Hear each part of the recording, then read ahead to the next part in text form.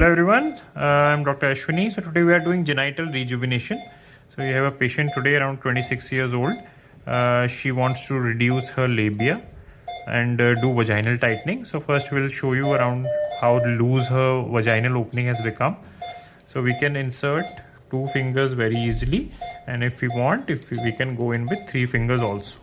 So this is very loose vagina. We'll be removing this posterior part of mucosa in the vagina. You can see how dilated this is.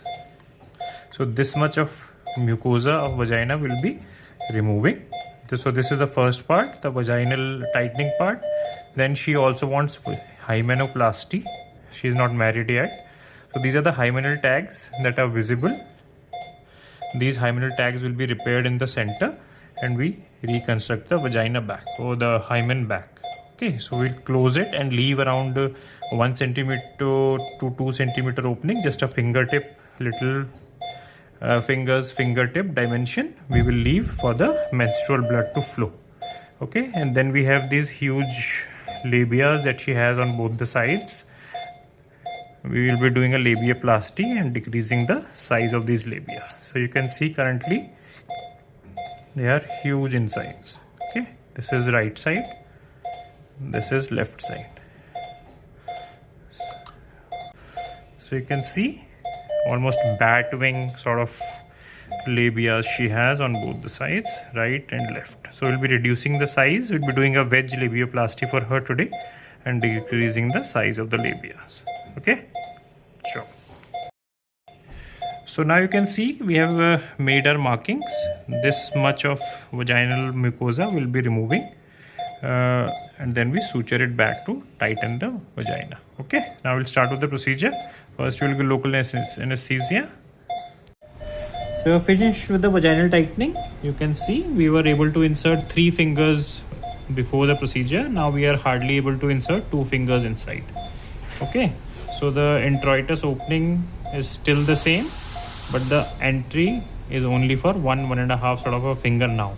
Okay, so now the vaginal tightening part is over. Now we do the hymenoplasty and then we will address the labias. Okay. Hello everyone, so we are starting with the hymenoplasty part. You are able to see the remnants of previous rupture of hymen. This is one hymenal tag, this is another one, this is another one, and this is one more. Okay, so we freshen the margins of all 4 of them and then leave just a small finger opening between the center. Okay, now we'll be freshening the margins of all 4 of them. Okay, sure. Pause. So now you can see we have repaired the upper half of the hymen. Now we'll be incising the lower margins.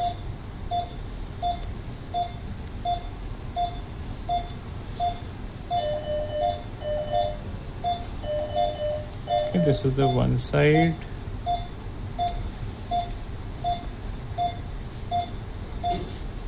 This is the other side.